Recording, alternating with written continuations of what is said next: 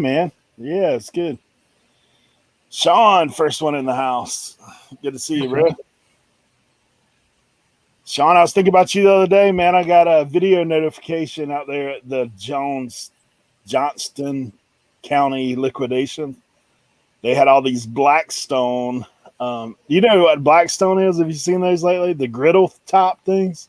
No. I mean, I know what you're talking about, but I don't know the brand, I don't think. Yeah, they have them at Walmart, but it's like those griddle tops that have gas, and then like some of them have air fryers on the side. Like they're pretty nice, like outdoor kitchen kind of setup.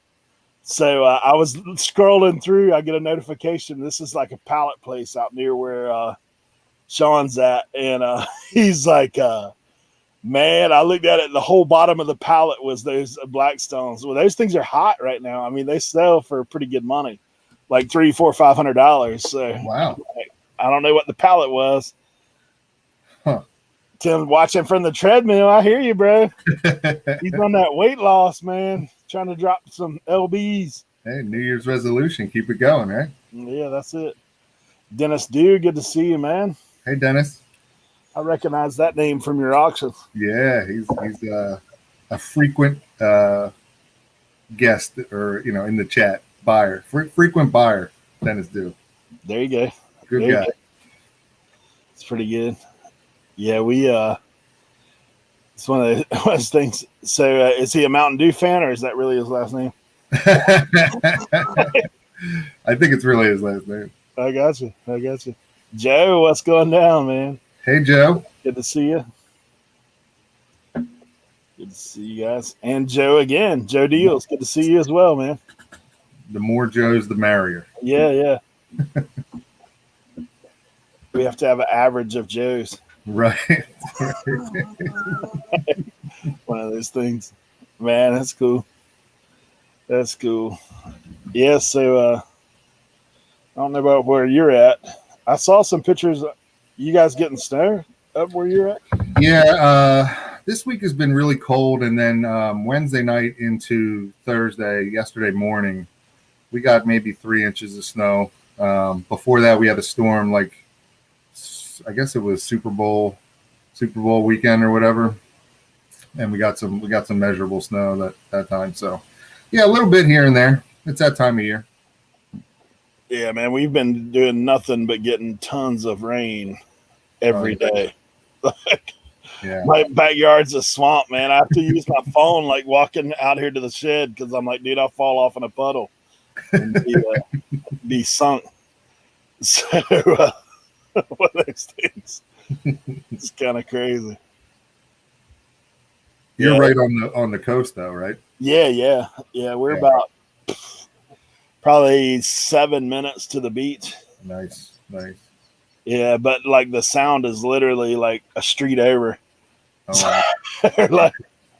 Yeah, I was telling the guys I was glad duck season was over, man, because there's some blinds out back here in the sound behind where I'm at. Uh-huh. So every morning you hear it's like boom, boom, boom. Right, boom. guys getting after it.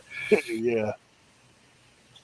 Yeah, that's what Sean's saying. He'd take rain any day compared to the snows. Right, definitely. And my buddy John Raver's in the chat. Hey, good to see you, man. John does the auctions with me on my channel on Sunday nights. Oh, sweet. Thanks for coming by. See Mr. Bill coming through. Yeah. Good to see you there. I'll keep Danica away from the button. Right. Keep the phone out of her pocket, right? Oh, man. One of those things. Back by Silver. Good to have you. Hey, back by Silver. Cernock, man. Good to see you, bro. Hey, Cernock. Tommy Bernard. Good to have you in here, man. Hey, Tommy. Misha Renee. Hey, Misha. Good to see you as well. Yeah, man. So guys, for those of y'all that are just coming in, Jimmy, I see you coming in as well, man. Good to see you.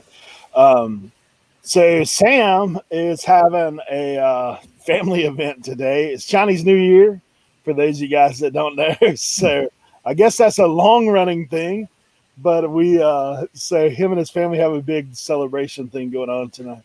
tonight. One of the things he was telling me about Chinese New Year, he said that Ezra is racking up from the grandparents.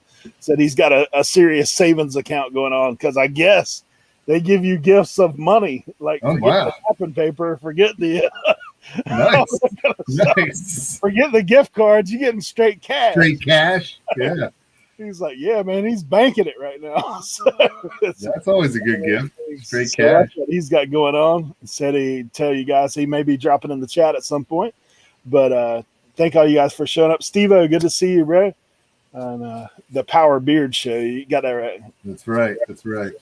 Yeah, I had to finally give in, man. I seen all these bearded resellers. I said I'll try to get on that train. I think you got me beat. I'm a little. I feel a little inadequate. Man, I've been kind of letting her go. I did finally trim the sides down a little bit because I'm trying to get the big out the side. But yeah, we're gonna see what we can do for a little while anyway, till I get over it. Then we'll trim her back some. Right. Cajun, good to see you, Chris. Man, thanks for coming through.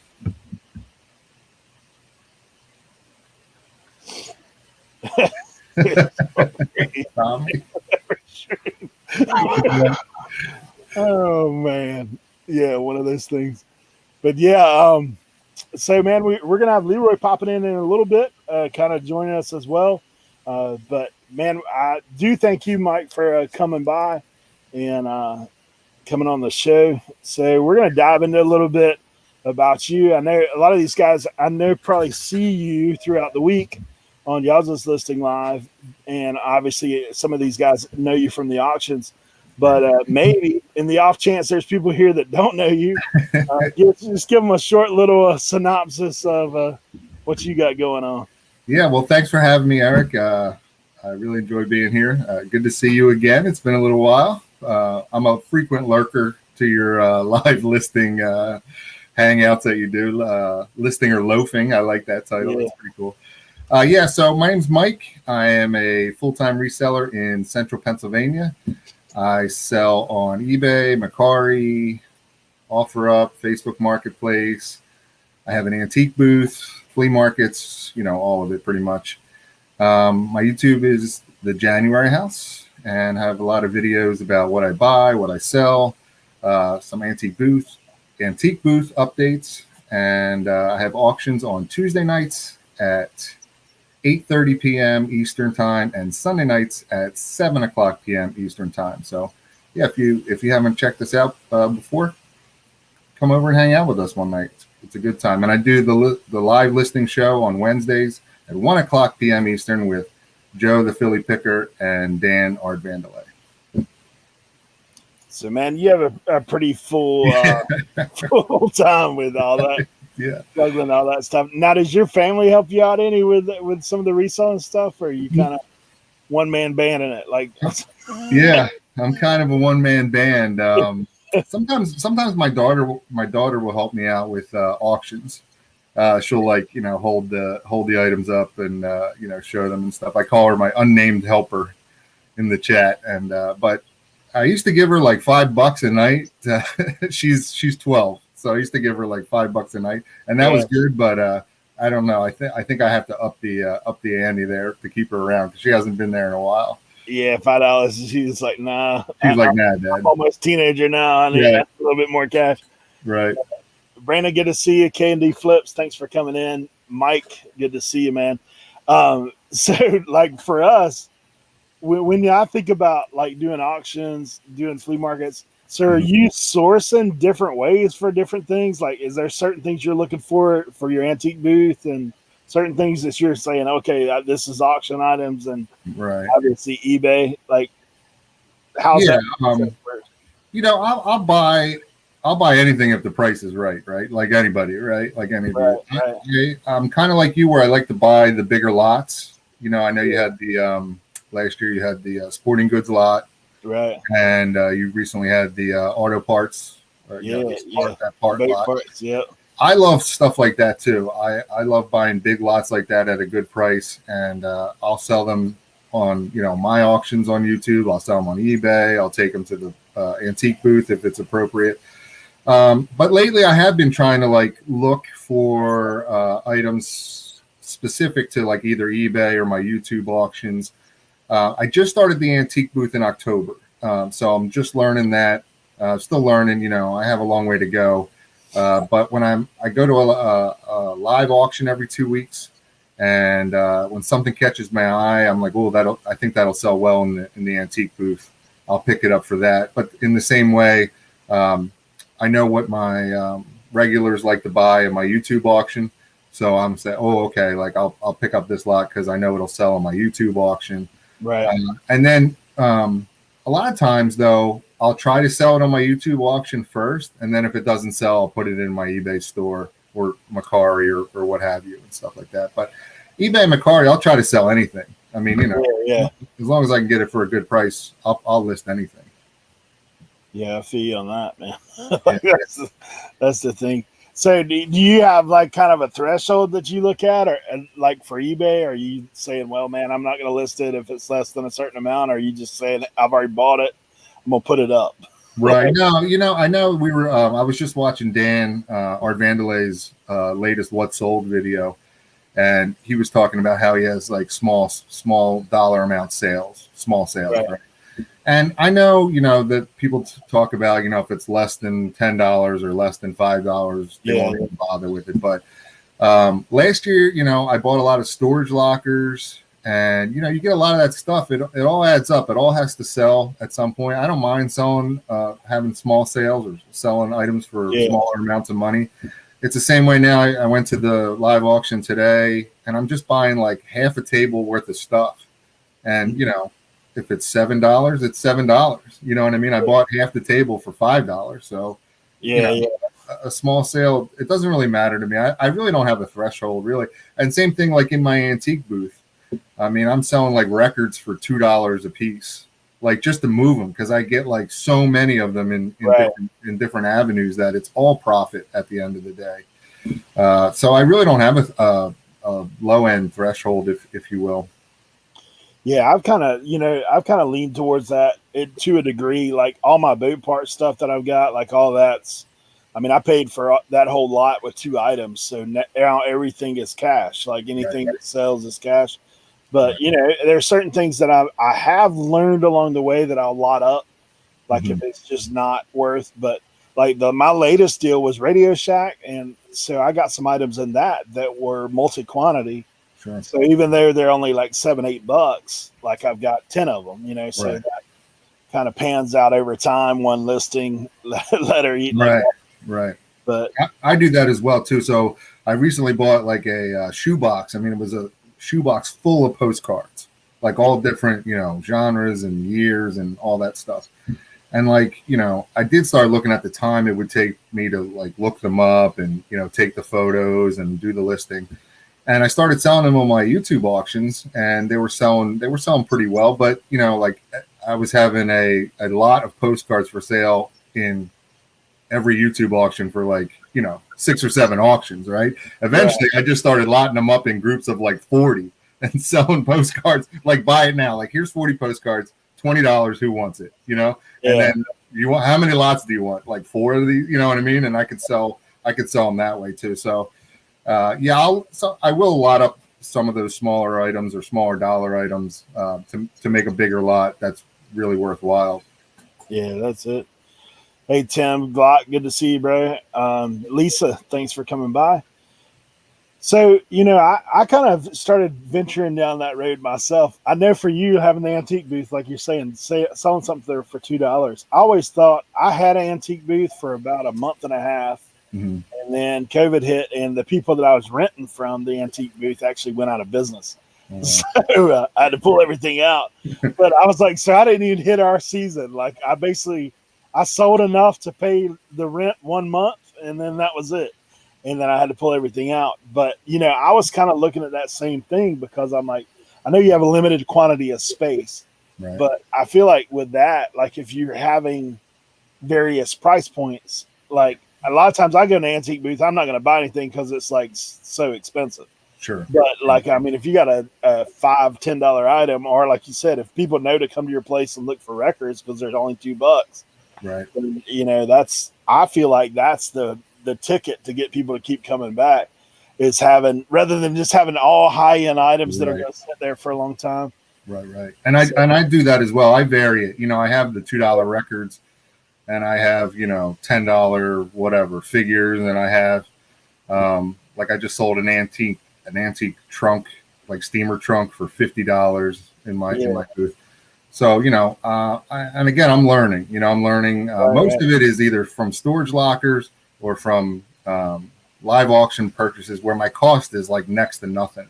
Yeah. So in a way, instead of having it like in my garage or in my basement, just taking up space until I can list it or find a way to sell it, I'm just trying to blow it out in the antique booth. And like John says in the comments there, smalls pay your antique booth rent. People come by and, 2 or 3 people a day are buying $2 items or $5 items. It adds up. And then somebody buys a couple of those bigger items and, you've doubled your rent for the month and you're good to go. Yeah, I think that's one of the things. One of the things I've been trying to do recently with my YouTube is kind of looking along the same way, of obviously you do want to have a little bit of lower end stuff, but you don't want to have all lower end stuff. Right. Because, for me, the other thought is, okay, so I know this is a very minimal cost that a lot of people probably don't even think a whole lot about, but dude, if you got to package a $3 item or you got to package a $10, $15 item, that's still going to take the same amount of time. Right. It's one of those things. I've seen mine increase. I started out at like about $23 when I first started. That was my average sales. That's gross, so that's including shipping, that's included, fees, all that kind of stuff. And then I just kind of hit a little milestone this past month where I was at $36. So I'm like, man, if I could keep it around that way and still have that $10, $15 item, but also have higher end to kind of balance it out. Right. Like sweet spot. Yeah. I was tracking, I track that as well, like average sell price of your item, but I do it on net price. And like in 2020, I was like $17.50, just say $17.58 net per item or whatever. I'd like to get it up over $20 net, average sell price in 2021.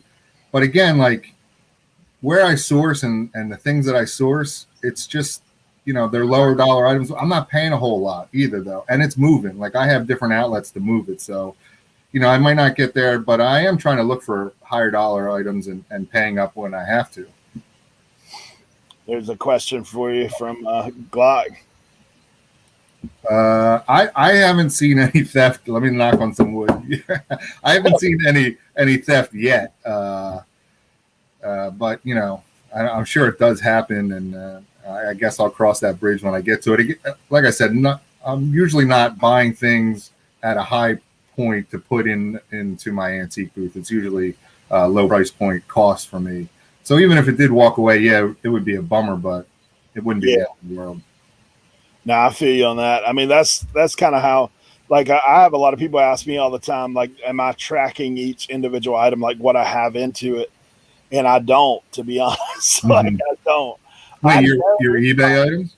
Yeah, I know on my buy, like, I can tell you about where I'm at, like, and depending on what lot it got in, I know if it's a major purchase, I know what that number is. But just like those boat parts, 80 boxes of that stuff for $500, and it's all profit. Like I sold 2 items, it's all profit. See, so, I do track the cost, and what I'll do is I'll use the custom SKU field to I use it to tell me where I bought it from, like the auction or storage locker or whatever, estate sale, and then what bin it's in, so I have different bins, numbers, and letters, and then how much I paid, and I just divide, if I buy a lot. Like I bought this today. I bought this flat of, you're not gonna be able to see what's in there, but it's just cufflinks and pens and all types of stuff. So I bought this for $5 today. This whole flat at the live auction. I'll just figure out how many items I'm gonna sell out of there and divide it by the $5 divided by however many items, and I'll literally either put that in the custom SKU Or if I like bag up a bunch of stuff for my YouTube auction, I'll just say, okay, that cost me $1 or whatever. So I use that custom SKU field, pretty well. It helps me. I don't know. Well, I mean, I think too, a lot of it just depends on what you buy and how you buy. Mhm. Like, I mean, I've bought a lot of stuff in bulk. Like I said, I know pretty much if I paid for things individually, I pretty much know where I'm at because I know how I buy. Like, I try to keep everything under 20%. Like, so if an item sells for $100, I only want to pay 20 top. That's top, high end. And now I've reached a point to where I don't pay more than that, to be honest. Right. Like, I'm just not going to. I know that unless it's, I take that back, unless it's a quick flip. Like, if I look at that thing and there's, 20 sold and 2 listed, I'll pay for that. Like, but I said, but if it's, if there's the opposite, like 2 sold and 20, my price just went down. Like, that's kind of what I do. But just like I said on those parts, dude, I mean, I bet there's 3,000 parts minimum. Like, I don't even know what that number is because it's been one of those things you just, so at that point there's no number to put on it. Like, it's 0.000% on the dollar. And like I've done the same with hats. Like, I had a hat buy that I bought almost 200 hats for like $30. I was like, at that point, man, I'm a penny a hat pretty much. Like, I'm not going to sweat that. Yeah. But I don't know. That's just how I've done it, and I just kind of stick with it. I don't know. It works. Yeah, I mean, it definitely for keeping track.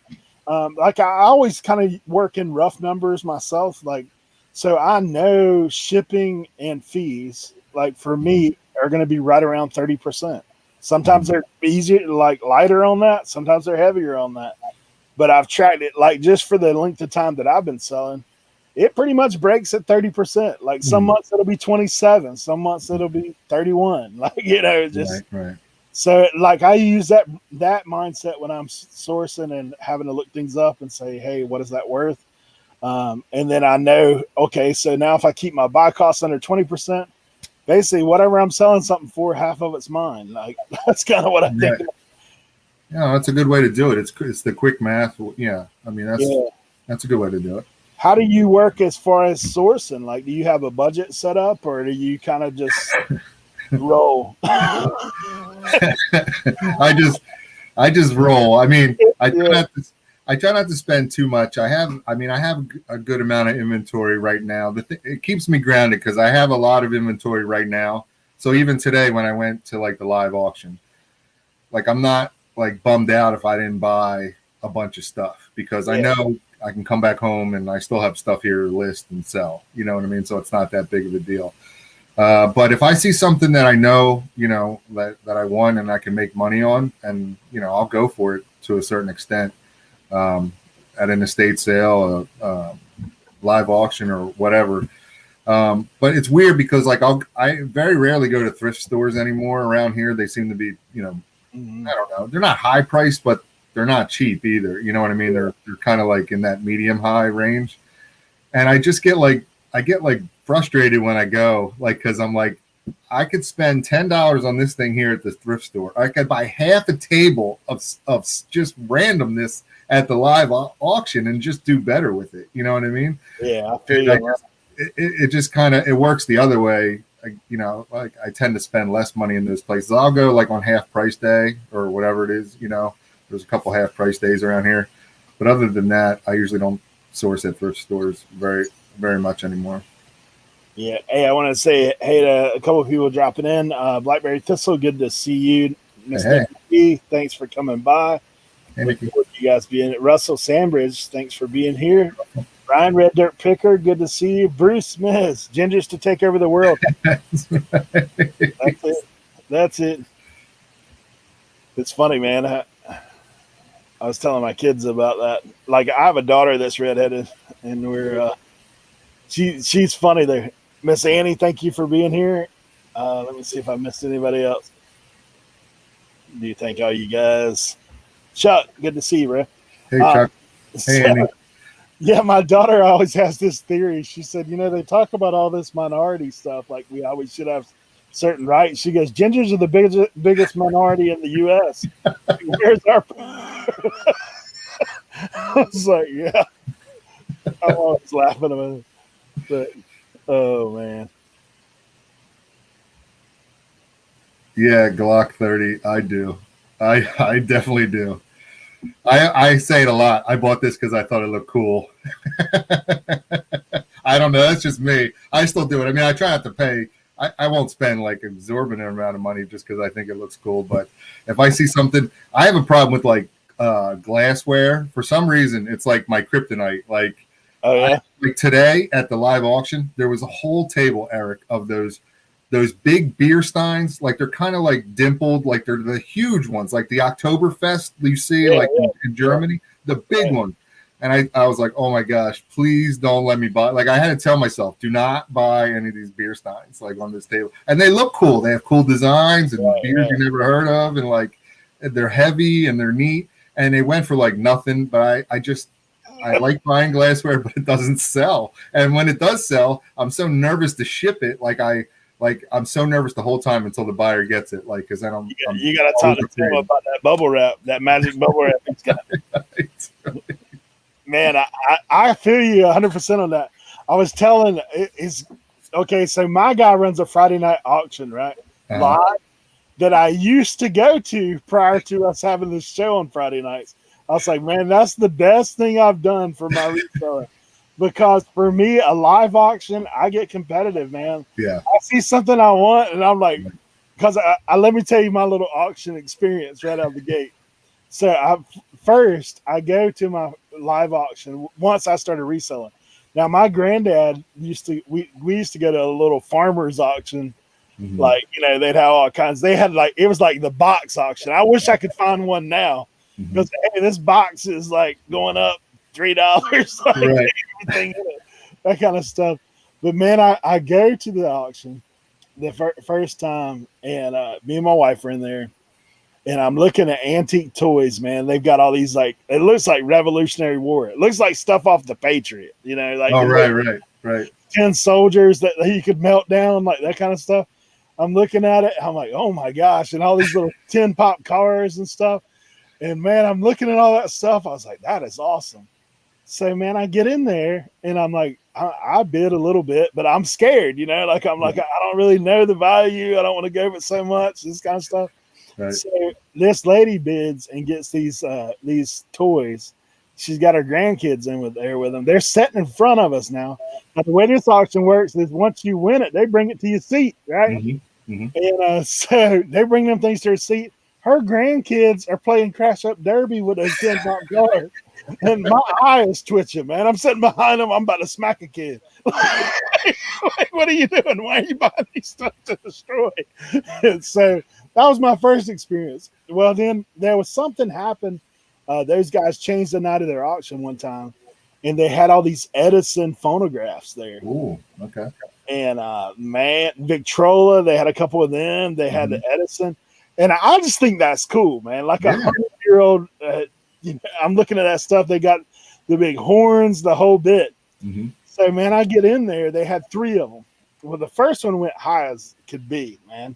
And I was like, I'm looking at it. I was like, it's like $150, $200 what it went for. And I'm sitting there looking at the others. I was like, man, I want one of those things. And so I bought a horn because one came up, a brass one. Mm-hmm. Well, tell me, I didn't look at any of that stuff, right? I bought a horn, and after I got it over there, one section had been replaced, and it like had a little mark on it, whatever. Mm-hmm. So then I go and pay too much. I bought the wax, which those are cool, like the cylinders. Yeah, the cylinders. Yeah. Mm-hmm. So there's about 10 of those. I bought all of them, and then I was like, there was one Edison coming up. And my buddy was with me. He bought the other one. I bought that one. Well, mine didn't have any guts. When I lifted it up, I was like, I got everything on top, but nothing underneath. I was like, and then I looked at when I went to pay my auction bill, it's like 300 and change. I was like, what are you doing, you moron? Like at home, I'm looking at all this stuff. Where's the value? Right. No, nowhere. It's not here, man. So I've Hey, sold the cylinders, like some of them. But speaking of auctions, did you ever get the Wilson? I was watching you with you and Sam and Julian when you had Julian on the show. Yeah, and you were showing a online auction. I think it was online auction, and it was like a monkey with a tray. Yeah, it's man, that's actually a live sale, and it's coming up. Oh, okay. On Wednesday, so I'll be going there. But it's a tag sale. Oh, okay. But the way my state tag sales work is basically if you're the first one in the house and you grab the tag, it's yours. You got to buy it though, like whatever's on that tag. But they're also make a pile guys, so they're like make a pile. So sometimes you can grab a tag and throw it in the pile, and it might come down a little bit. Right. Yeah. Your average cost. There you go. So I might have to stiff arm somebody coming in there. I aim to get the monkey there. Oh man. Yeah. Well, listen, live auctions are fun, but you can get in trouble there too, right? Some people say in the chat, they're too competitive, like Red Dirt Picker. Like you can, and I see it. Like I was just there today, and these people going back and forth, and I don't. Maybe there is value because today there was a lot of like glassware, plates, like ceramic things that I'm not really too sure on the value. Like I'd have to look every little piece up, and they got stacks of stuff, right? Some of these stacks go for like $5.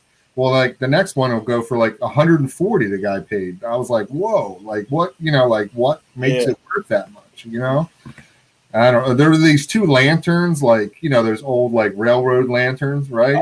And like, yeah, I mean, red ones I know, or if their colors like one part is red, one part is green, or something like vice versa, or whatever. But these were like two smaller brown ones, and I thought they looked newer. Like I didn't look them up to see what brand they were or whatever. I didn't look at the brand. But this thing went back and forth, and like two red ones sold for like $30, and then these two brown ones, these guys were like in a battle, and this guy bought these two for like $140. I was like, whoa. Probably that amber glass is probably. I don't know. Yeah. I was like, but he was not going to let the other guy have it. Like there was no way. Like his hand was like this the whole. I mean, he wasn't even like there was no stopping. Like it was the other guy's bid, and he was like this, like the whole time. I was like, well, okay. I went out there a couple more times, like when they've done it on an off night, and man, that's how it is with silver out at that auction. It's a bunch of older farmer guys, and buddy, man, them silver spoons start coming through, coin silver, all that kind of stuff. Buddy, them guys are just like, bring it here, bring it here, bring it here. And I was like, they ain't even no point in bidding because like the two or three guys, they're going to battle. They're both walking out with crates of that stuff. Right. And then, but we went to one, me and my buddy. Now this is expanding your horizons. Well, here's the problem. Where we go, their building is like a Faraday cage. Like you cannot get a signal in that joint whatsoever. Like you got to go outside and walk in the driveway to get a signal. And so we get out there, and man, they had, I guarantee you, 150, 200 hand sanders. I mean, hand planes. Oh, hand planes. Yeah. So I'm like, man, I'm sitting there looking at all that stuff. I was like, dude, like, I don't know what they're worth. I'm looking at it, and I'm like, looking at it, saying, man, I said, and the guy's basically saying everybody's going to get a plane before they get out of here tonight because like there's only like 50 people in there. Right. So, but we're looking around. Well, they had this box of parts, and the guy didn't even ask. He said, "I'm not sure what these go to." Well, they ended up selling for $30-$40, right? Come to find out, man, there's $1,000 plane that it was like that fancy scroll looking. Oh yeah. When I looked it up after we got out of there, I was like, "Oh my gosh!" Like that's the one. And I went home with a little Stanley that's worth $5. Right. And the only reason I did that is because he added 2 or 3 things to it. But now my buddy Ken, he's got into the planes. He's actually got a sharpening kit, a whole bit.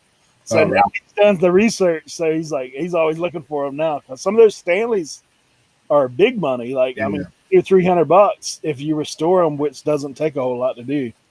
So he's getting into that. But yeah, it's kind of interesting, man. I like the atmosphere of the live auction, and but it can be a problem, like for the pocket. Yeah. If you're not, like On the other hand, I don't mind paying a little bit to learn, though.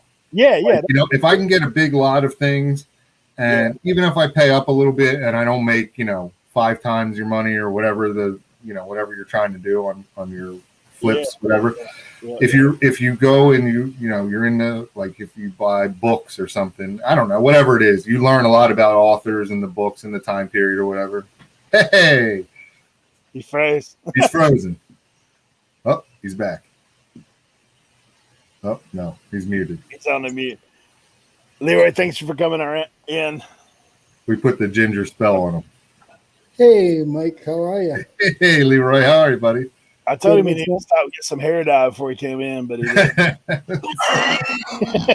Well, he wore the shirt to compliment our beards. Yeah, I wore the orange shirt. Yeah, man. Appreciate it, man. Man, I don't mean to cut your conversation. I was doing something else. So you guys just continue, and I'm quick to throw someone in the chat.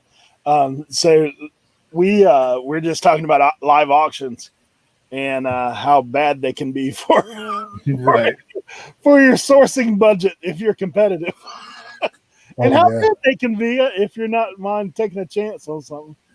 So, and you're talking about live auctions, right? Right. Yeah. Mike, do you go to a lot of live auctions? I just started the end of 2020. I started going to this live auction. It's every 2 weeks. I just went today. So yeah, I find a lot of good stuff there, and the prices are really good. So I like it. I dig it. Yeah, I tell everybody all the time, like, auction zip, and I feel like I'm talking in another language because everybody's so used to I've been dealing with auction zip for years. Yeah. And I find so many good auctions from auction zip. Yeah. It's fun, man. I mean, I have a good time anytime we go. Like, my guys roll through it too. I mean, they'll do 200 or 300 lots in probably an hour and a half. Like, they're cranking them out. Yeah. My guys go pretty fast, and there's a big barn. We start in first, and then there's like a big warehouse. And at one point, that the warehouse has a few rooms. They'll be doing auctions in 2 rooms at the same time.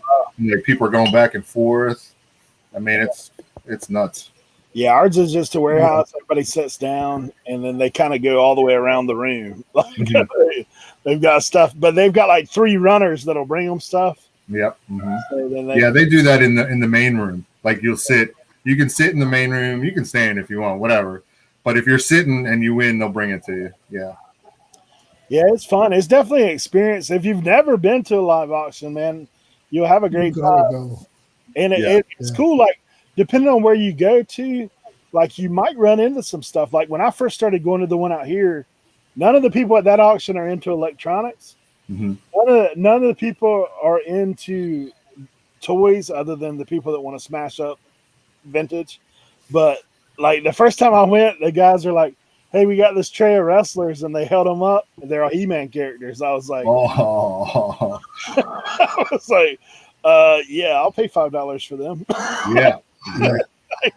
One of those things. It had 3 He-Man characters. It had Arnold Schwarzenegger as the Predator. His action figure from like late 80s or whatever. Mm-hmm. Yeah, it was pretty sweet little deal. So. Yeah, they're not the most glamorous thing for YouTube, but yeah. I do a weekly, or I don't know, bi-weekly video about what I picked up at the live auction. I try to mix it up with some footage from the auction, and then just show, like, things that I've, when I get home, things that I bought, and sometimes, if I sell it right away, here's what it sold for, type of deal too. So I don't know, I get good comments on it, good feedback on the in the comment section. Yeah. Nah, man, it's cool. Like, I wish I could film in my auction. Like, my guys let me. The first time I went, I live streamed for 3 hours. Like, I was new guy there, and I just stood in the corner for a while.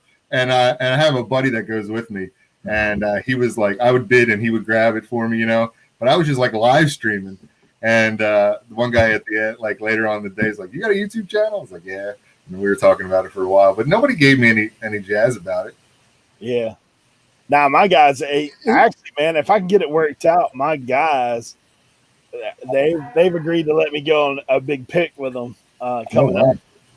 Yeah, we actually may be headed up PA at some point. Oh, let me know. Stop by. You can hang out. Weather breaks, man. Hopefully we can get that going on. Make sure you have all your COVID tests and all your paperwork in order before you come to this state. Man, I actually slipped into Pennsylvania over. Don't do it. We got watch towers at the border. Martin Luther weekend, man. Yeah, it's definitely a little tighter up there for sure. Yeah, it's definitely a little tighter, a little different than you're used to down in the South there. Let me tell you. The ski resort wouldn't even let us, like you couldn't eat inside. Yeah, you can't. Well, I think you got to eat outside.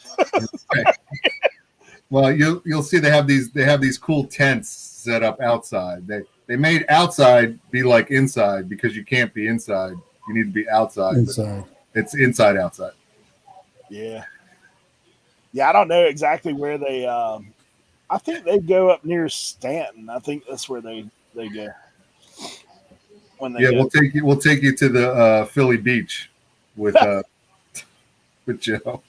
Dude, I had to stay a night in Philly one time. I was actually on a trip taking a bunch of kids skiing, and one of our vans broke down. And so we had what was it, AAA or whatever? Mm-hmm. So they put us up overnight, and they drove us all the way into the city, man. Like I'm looking around like, where are we going? I thought Fresh Prince was gonna pop out. Right. Will Smith is around the corner, right? Yeah, it's funny, man. Mike, do you go to a lot of live auctions, like meaning like estate auctions, like where you're actually at the house or the farm or? Yeah, I don't know. I don't do a lot of them. There's two auction companies that are around me. There's one I'll say like bigger company wide, it's like a company, right? It's like a I don't know, like a production. I don't know how to say it. Like they have like 6 or 8 people there working for them, and they do one like every other week or every week or whatever. They're like rolling through them, right? But the prices are so like the prices. I've heard them talking like the workers to each other, and hear them say like, "Well, I looked it up, like like I looked it up on eBay and I priced it that way." Yeah. So like I used to play this game where I would go and like every once in a while they would have something that's not priced or whatever, and like if you ask them on the spot, like hey, this doesn't have a tag, like how much is this? How much is this? They're lost. Like if they have to answer you like straight up, like they have no clue. So I used to try to play that game, but then I found other opportunities, so I don't even bother with them. But my buddy John in the chat here, who is with me on my auctions on Sunday nights, he has an estate sale company, and he'll do them at the client's house, or he has a warehouse where some people don't want to have the estate sale at their house. So he'll bring all their stuff to his warehouse and have their estate sale at his warehouse. So yeah, I usually make all of those that he goes to, but we don't have a ton of estate sales around here for some reason. But I try to go. So if it's close enough, I'll go. Yeah, because I saw them in estate auctions where they're different, where you're bidding just like you bid in an auction house, where you're at an estate. Oh no! I've never done that. You mean so you have the contents of the house, but you're bidding on them like you would at a live auction? Yeah. I do very well at those. Very well. Yeah, I never been to one of those. Yeah, my estate sales stuff, they either bring it to their location and do it at the warehouse, or like one of the companies around here, they do it all on high bid, which means that you're competing against a lot of other people because they ship. And then the other thing they'll do is like estate tag sales, which depend on who's running them. Like some of them are just a waste of time if you get it. But they want eBay prices. Yeah, or higher, man. Like I've been to them where they're higher. Yeah. And then they're like the last day they'll give 30% off. Like now you're not. Now you're full retail. Like, right. Yeah. Over that all week. But now, when you guys go in-house, when you go to in-house auctions, like in the facility, do you see a lot of the auctioneer bidding you up or bidding people up? Because I've seen that a lot up north. Yeah, down here, my guys don't do that. They do have proxy bids because I do that sometimes, where I'll call in a proxy, like, and like he has a list on the wall. He's got everybody's proxy bids on. So like he'll say, "Hey, I got interest in this. We're going to start." But what he'll do, and I really appreciate it, is he don't blow out your proxy. So like if I called in and said, "Hey, I want to be topped out at 100," like so he's not going to pick that item up and say, "Hey, we're starting at 100." $100, right? Yeah. He'll start it at 5 and then go up to wherever. And if there's nobody else bidding, you'll get whatever the lowest. So I've had that. So, but I have seen other people do that differently. Like if you caught in a proxy, they're gonna whatever you bid. That's what you're gonna. Oh, that's where it starts at. Bid. So, Tommy had asked where how close you were to Brian, Mr. Biselot, Allentown. Probably about an hour and a half. He's up in like.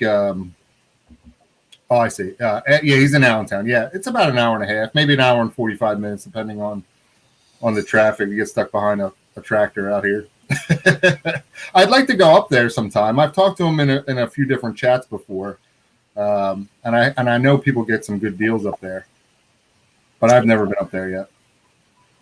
Yeah, he said there's loads of estate sales around him. Yeah, I mean, we're like like you just said, we have a lot of online ones too. There's a couple companies that do online estate sale auctions, and I've had like mixed success with them. One of them does one that's really good in the sense that if you win an item on their online auction, and when you go to pick it up, they'll have a cash and carry section, like half a room that they didn't have things that weren't listed on the online auction for you to buy, and it's usually like dirt cheap. Like it's like make a pile and they throw like a crazy low number at you. You know what I mean? And I've actually done better sometimes, like on those items that I bought versus the item I won in the online auction itself. You know what I mean? So I like that one. But I think more of them are moving towards the online model. Well, they get more eyes. Like I mean. People put it on high bid, like then because like for instance, my guys and they're out of Elizabeth City, like not the guys I buy from all the time, but another company out here that I've bought from. They went to high bid, so man, they had like these Star Wars like original, like 77, like all these original toys and original sets in the box and all that kind of stuff. I went over there and looked at them, man. I went just to see them all and kind of educate myself on them. And, but man, those things went crazy on high. And she said like probably 90% of them were bought by people that they had to ship them all out. Ship them too, yeah. I mean, they're paying crazy money. Like they had one figure that was worth like $600. I think somebody paid like $500 on it. Wow. So I was like, yeah, they ain't enough skin in the game on that deal for me. Right. But you got to figure that they're not really there to sell it to you, like they're looking for the resale. Yeah. I don't blame them. I mean, I want to sell mine for as much as I could get too. Right. Yeah. No, if you had the company, you would do it too. I mean, and I get that. Like, I never get upset usually, but like that one company around here, I mean, everything is priced at eBay prices or more. Like, I feel like even the regular people that are just not regular people, listen to me, the people that aren't resellers that go there to buy stuff, thinking they're going to get a good deal. I want to tell them, like, just go on eBay. Like, I'm watching them pick up things, that I wouldn't pick up for resale, like, I don't know, China or a tablecloth or whatever. I'm like, I know you could get that cheaper than he's selling it to you for, you know what I mean, on eBay, or Amazon or whatever. Yeah, it's crazy, man. Like, there is an estate sale company that now they're from Virginia, but they drive down here to do some sales occasionally. But I was like, I don't know who's hired. One of them was like a real high-end house, and they came in. But I've been to like 2 or 3 of their sales, and I've never bought anything. Right. And I've really went around and tried to find something that I could make money on, and I was like, there's nothing here. Yeah. I even found some stuff in an attic that they hadn't marked, and it was all these old plushes. Like they were all like Tweety Bird and Sylvester and all this stuff. And I was like, well, these got a little value, and they're like 20 bucks a piece. I bring them down there. They price them all at 35. I was like, dude, I found them for you. They were in a box. Right. I was like, do nothing for me. But hey, Jennifer Hayes, thanks for coming in. Mo, hey, Jennifer. Ken Green, glad to have you, man. But yeah, it is, man. It's funny how some of that stuff works. That's the one thing I appreciate about my guys is that they said our goal is to make as much money for the family as possible and to clean the place out. Right. Right. Get rid of it. The last day we want to be empty. Like, so, I mean, at some point, like there's got to be a balance. There's got to be a balance of that. So what they do is they do a tag sale. All the high dollar items, they put a price on it. Everything like furniture, bigger items, lawnmowers, all that kind of stuff. Everything else, they're like, make a pile. The bigger the pile, the better the deal. He said, you will leave with whatever you put in that pile. Like, we'll make it happen. Right. I was like, you're speaking my language. Yeah, that's why I love making a pile. That's the best way to do it. Make a pile. Don't ask, and his other pet peeve is don't ask me how much everything is. Right. Like, if you're bringing him an item, hey, how much is this? Hey, how much is this? You're at the wrong sale. You're at the wrong sale, right? Like, but I have one company. You can't do that. They price every item is priced. You can't even do it. Yeah, they're professional. Yeah, I don't like those sales. No, that's why I stopped going. And there'll be one right up the street. I'm like, I'm not going. I don't care. It's not worth my time anymore. And it makes you wonder too, because like, what are they doing with this stuff after the fact? Are they scooping it? Have they got somebody that's coming to get it? Well, they have a warehouse too. They have a warehouse as well, and like every month or every other month, you'll see them have a sale at their warehouse. And like I've heard stories where like people would go to their estate sale during the weekend and try to make a deal, and they say no dice, and then 2 months later, it's at their warehouse for the price that the guy, and he's like, you could have sold this to me, like 2 months ago at this price. Like, why would you not want to try to make a deal and just get rid of it? Like, you wasted all that time and energy bringing it out here to your warehouse and all. I don't know. Yeah, I went back the first time I ran into that company. I went the first day, and like I said, everything was above eBay. Like, I mean, higher. I was like, I should sell you stuff if you're going to sell it. Like, these guys were like, so, and I went in there and I looked, and the guy's like, well, come back on the last day. He said, sometimes on the last day, we'll let you like take whatever you want for like $50, like everything.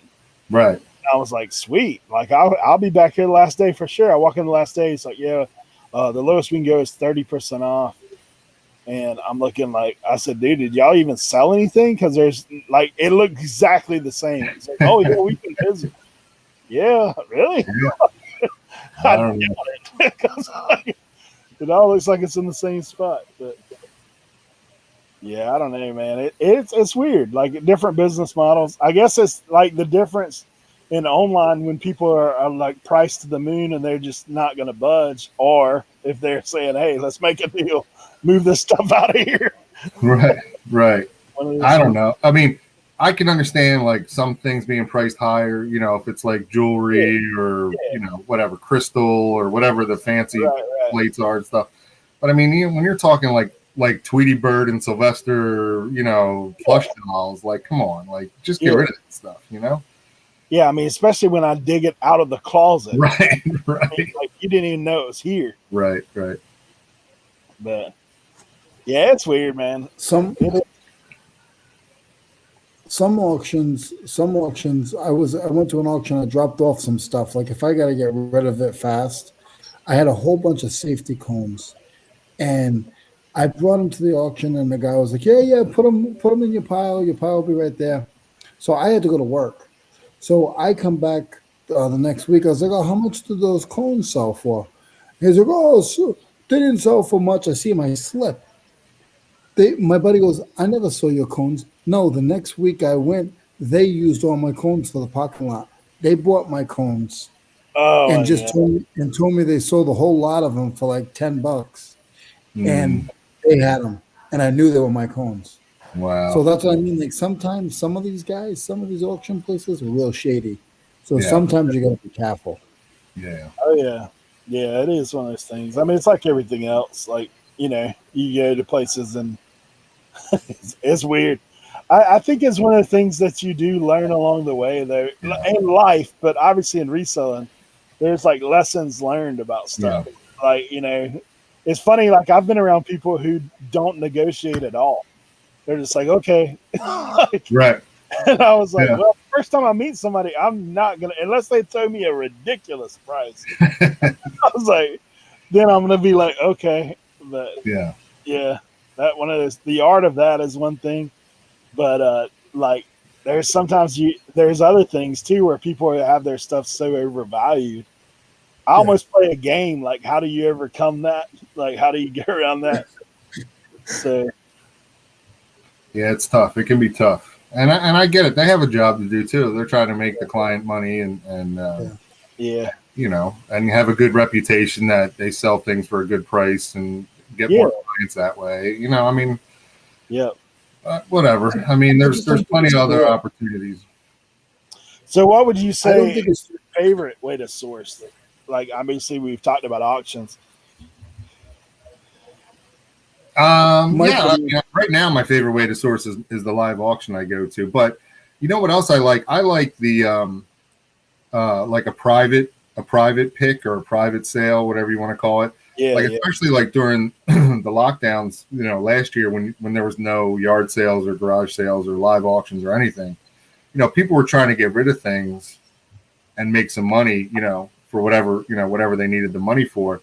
And, a few people knew I was a reseller, because I tell people I resell and I have a store. And they would call me or contact me and be like, hey, man, I got some stuff. You want to come check it out? And it would be a private pick. And, they're just looking at move stuff, especially, the lockdowns hit kind of like in the spring, here, March, April, whatever, when people are starting to get yard sales cleaning out their house and they couldn't do it. And they were trying to find an outlet. So, I mean, those are good things too. You already have a relationship with the person usually, right? They're calling you. And they know you buy and they know what you're doing, so they're easier to like deal with versus going in someone cold. And some people you tell you're a reseller and they freak out, you know what I mean? Well, like then I'm not going to sell it to you for like, okay, like I don't get offended, I don't get upset. I mean, I figured I usually just tell them, look, I sell online and I'm trying to buy this pile of stuff or whatever, and so I can, Yeah, I'm not bashful. I tell everybody what I do. Like for any pushback I get, like 10 times that I get positive. Like, I mean, I'm not like, it's very rarely does somebody like lose their mind and be like, oh, or, cause I went to a pick recently and I was like, and the guy had quality stuff. Yeah. I mean, like great stuff. And I was telling him, I said, I mean, bro, he collected quite a bit of it. Mm-hmm. It's in the past, so he's not like trying to let it go to somebody like me. He's trying to let it go to another collector. Right. I said, well, it'll end up with a collector, but I said, I'm not going to pay a collector price. I just kind of joke with him about that stuff. Yeah. But then other things, like if you're talking about electronics or something that's got to be tested or something, I always let them know right out of the gate. I was like, hey, does it work? Let's plug it in. Let's see what's going on. Right. And if it don't work, hey, do you have the remote? Hey, does the remote work? Like all this kind of stuff. Right. So there's all this little bit of just basically setting a stage for a price. Right. Because I like when you tell somebody that you sell, like this happens more often than not. Like, oh, I sell online and they'll ask you like eBay and you'll say, yeah. And always like 9 out of 10 times at least, right? Oh, I hate selling on eBay. I can't deal with those buyers and stuff like that. And next thing you know, you're having like a 20-minute conversation about like how he sold one thing one time, 15 years ago on eBay and it got returned and blah, blah, blah. Yeah. But I mean, it helps build the rapport, like, because they're like, oh, forget that. Like, I just sell out here, this kind of stuff, But you're talking, you're building a relationship and sometimes it works and sometimes it doesn't. I use that too, man. I honestly, I come right back around with, well, you know how much trouble it is to sell this on eBay. Right. I come right back around with it. So how much time and energy has to go. And I got to ship it. I got to pay all those fees. You remember all those fees, right? Ask all them questions. Right. You know those PayPal fees are terrible. Oh yeah, PayPal. Then they go on a whole rant about PayPal, right? Yeah. I roll it right back into that price. That's what I do. Right. Man. It's funny. Like I mean, I like it. I like that whole side of that. Yeah, me Some too. people feel like that's intimidating for them. No, But not for me, man. I like that stuff, and like it almost becomes a game. Like not to try to, and like there's other times I've paid up for stuff just because I like the person. Yeah, and I'm like, hey, like we built a good rapport. I'm willing to pay a little bit more. Like I'm not gonna, know. Or if they've gave me such a ludicrous price that I'm like, I tell you what, man, that's worth a little bit more than what you think. Right. Let me extra $5. I find if you build that rapport, and even if you don't buy, like if they want a number that like they won't come off the number for whatever you're trying to buy.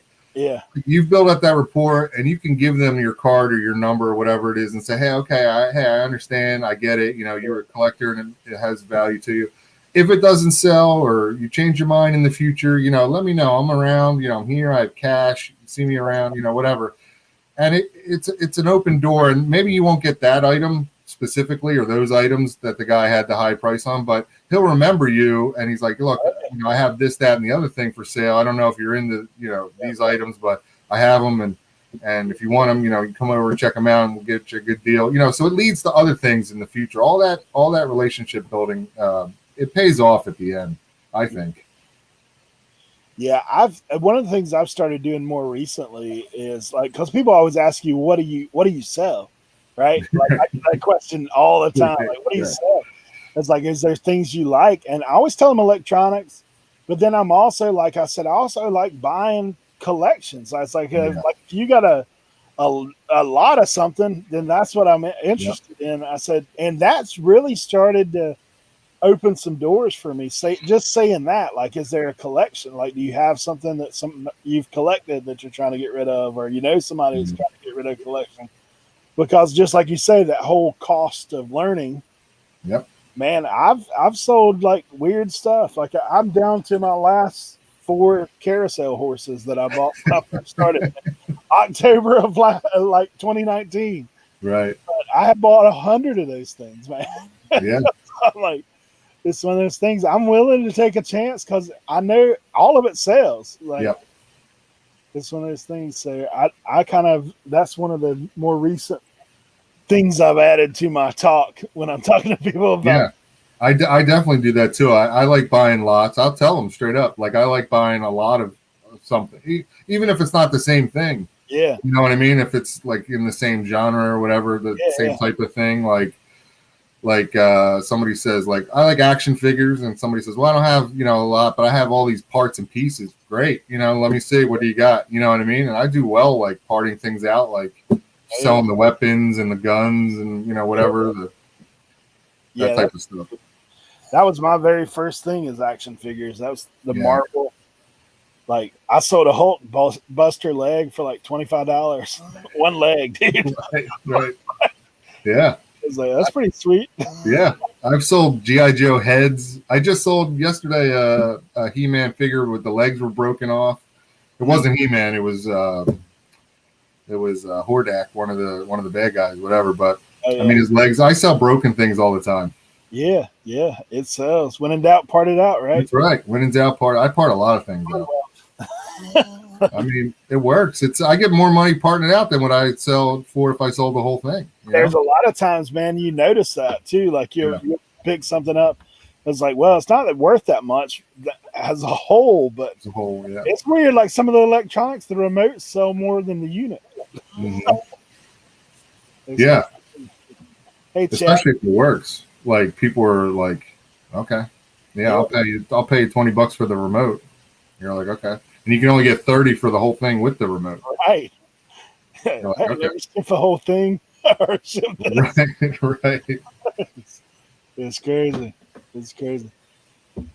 I know for me, man, I know when you do your own auctions, like obviously shipping has to come into the factor. I learned that firsthand the first time on with you. That's right. Is that why you haven't been back? Well, no, the second time I did better because no, I honestly just have not had time. I've got some stuff I set aside that I was thinking about the other day I should auction. I actually got like 100 comic books. I've actually, man, I need to get up with Mike Newsom because I've got a bunch of lino, like a whole milk crate full of those things. Oh yeah. But yeah, let's go. Grab a few items. We'll have an auction. We got 26 people here. Yeah, all that stuff's in the house. I'll just mess with it. Yeah, shipping does come into play. We do free shipping on my auctions at my channel. So, I try to keep it in mind. And I mean, there's only so much you can control though, because in my auctions, we have individuals will buy multiple lots. So, even if I think, okay, I'm just going to sell this item here and it's going to go first class. Right. If they buy 2 or 3 other things. Next thing you know, it's priority, together and stuff. Now, of course, the money's is increased as you buy in more lots, but still, like, you can't control, like, well, this will fit in a padded, envelope. Next thing you know, they bought 3 other things, and it's like you're in the large mailing box or whatever, Why is like G.I. Joe Kung Fu grip always in the hand? I'm sure, man. I'm sure that thing gets broken. Yeah. Too much gripping. Hey, that trash can is sell on my eBay store. Let's auction it. Come on. That thing's about $100, to be honest. Oh, nice. I took the wrapper off of it. The inside has a little bit of spots, but it's pretty clean. Like, it's the P&K is the brand. What year is it from? Man, probably 80s, to be honest. I was gonna say, it looks like it's got the older logo on it. Yeah, it's definitely old. It's on my eBay store. Feel free to look at it in the description. Tell me you're on the show, I'll give you a little hookup. Right. We'll give you a 3% discount. Oh man, we'll give you that OBX picker discount. Nah, I've got one. I've got another one that I'm probably going to send out to somebody, but it's in a little rougher shape. It's not that 76ers. It's another one. That came from that sporting goods buy, man. I'm getting down to it. I had that thing in the house, but it was in my death pile, and I finally got her listed the other day. So I said I'll bring it out to the shed, put it up on the wall to go with the rest of my Dr. J stuff. Yeah, you got a nice little collection up there. The magazine, them old, sneakers up there. Yeah, I remember those were the big Chuck Taylor ones that you had, right? Yeah, I got the leather ones and the old ones. Mm-hmm. But yeah, there you go. So them cans in the mall, man. I remember the old metal cans like that. Mm-hmm.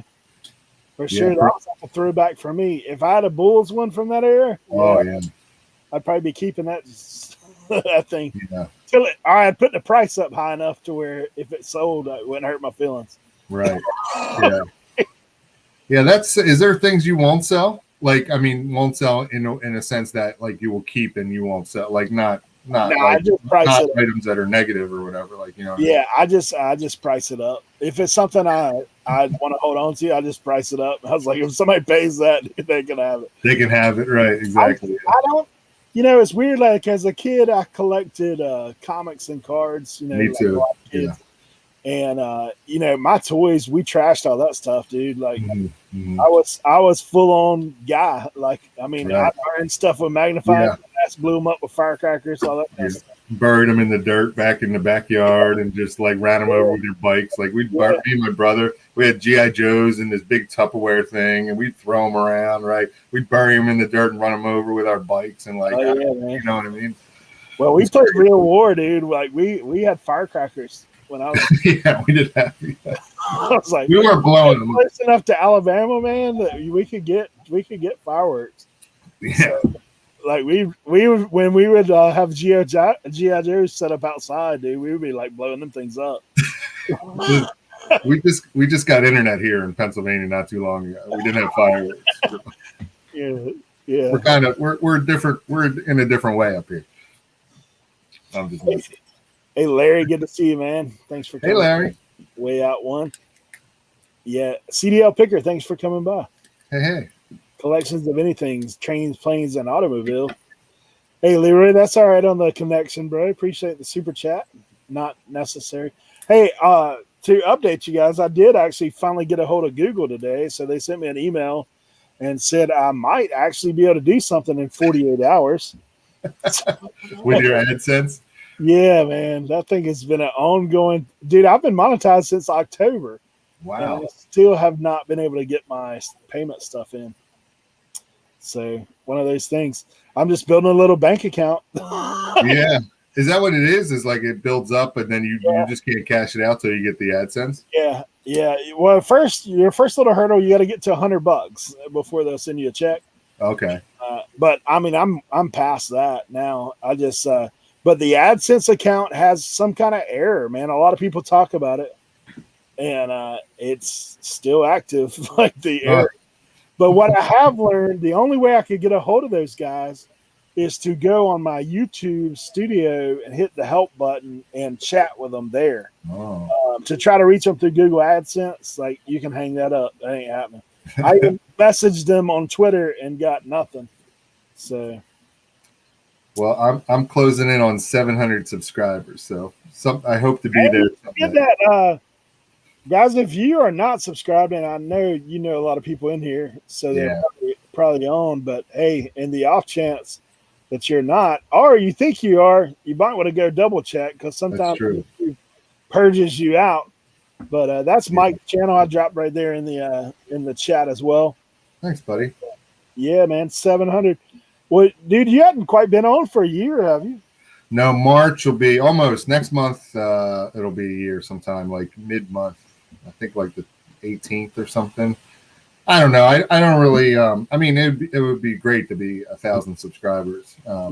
Obviously, but I just have so much fun doing the videos that I do and the auctions that I do, and specifically just interacting with people in the chat. Like I've made some real friends and people I've talked to through having my YouTube channel, and I just have a blast. Like if you come to one of my auctions, like I mean, we're just knuckleheads over there sometimes. You know what I mean? Like I sing and dance. I'll wear like goofy outfits. I wore a onesie a couple auctions ago. Somebody, I heard them talking to you about the twerk.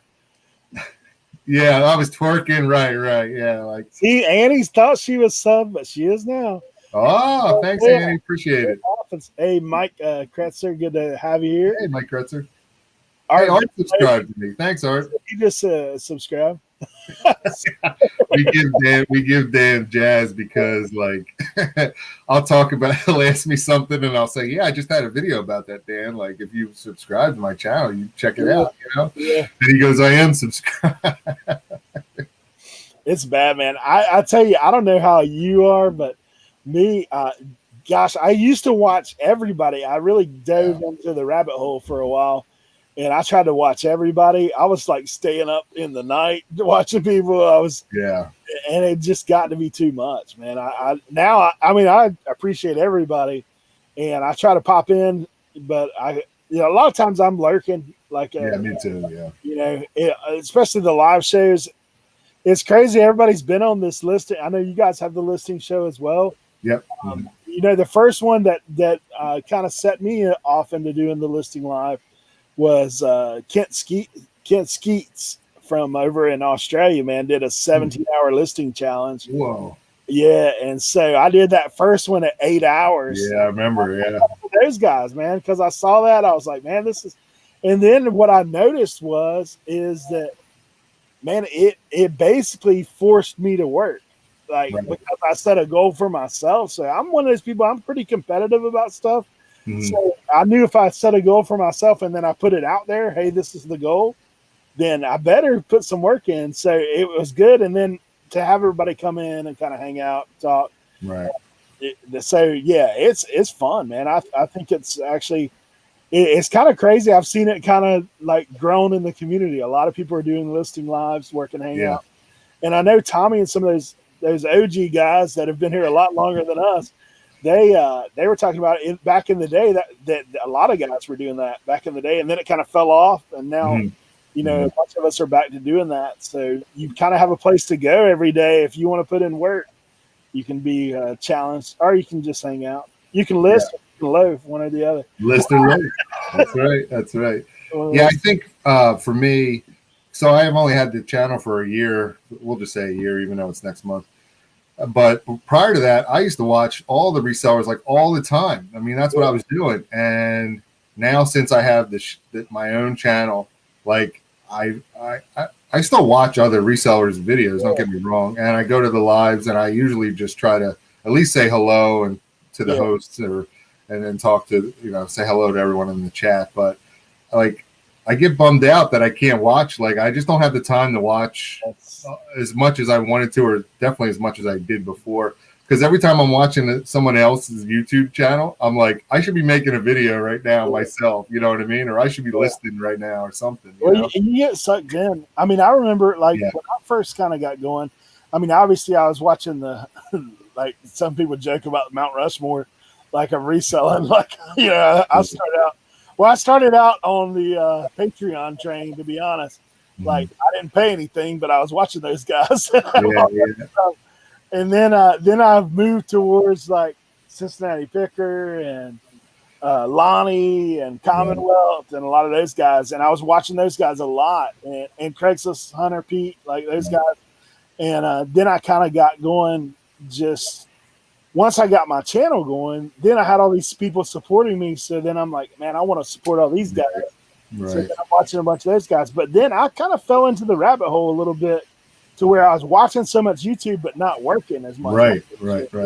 So I was like, now I kind of, I'll put people on, I'll see who's live, or if they've dropped the premiere, or if somebody said something about a video, I'll go in and check that out.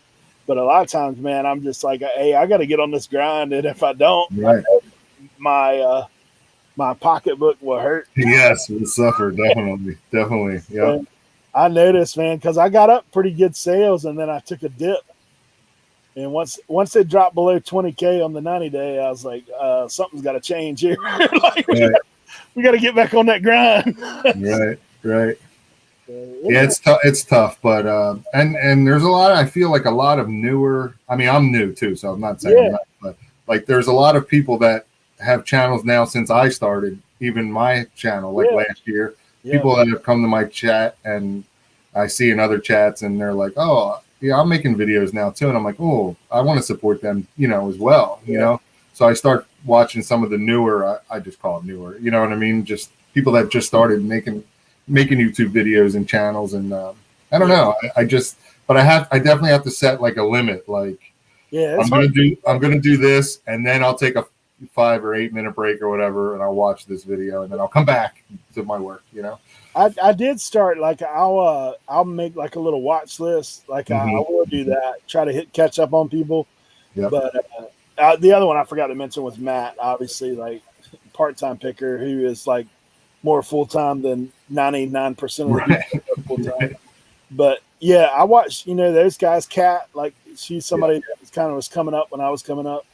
But it's weird. The other day, actually, Dan was telling us, he's like, man, watching you old school guys, like, you guys have been. I was like, dude, I don't consider myself old school, but like, I'm just a baby in the reselling thing in comparison. But I've had a channel now, like, man, I think it was 19, like about September, October of 19.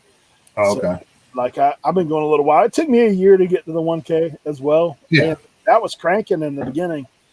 But now, here lately, it's just been lives. Like Tuesday, Friday, that's about all I've done. I keep threatening to get back on the train and start putting out some pre-recorded. Yeah, but it's tough, man. It's tough because like when you are shipping more consistent. I mean, I'm definitely like guys I look at that are putting it out all the time, like Kat and them. Man, it's crazy. I have to see.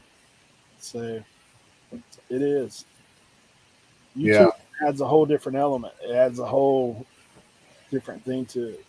It definitely does. It definitely does. But it's fun. I love, like, every day I think about it. I'm like, oh, like, I should make a video, or I should add this as a video. Like, I bring the camera, I film like all types of stuff now. Like, I like when people tell me, like I said, like leave comments, and I always ask them, like, what did I miss at this live auction? I'll show stuff.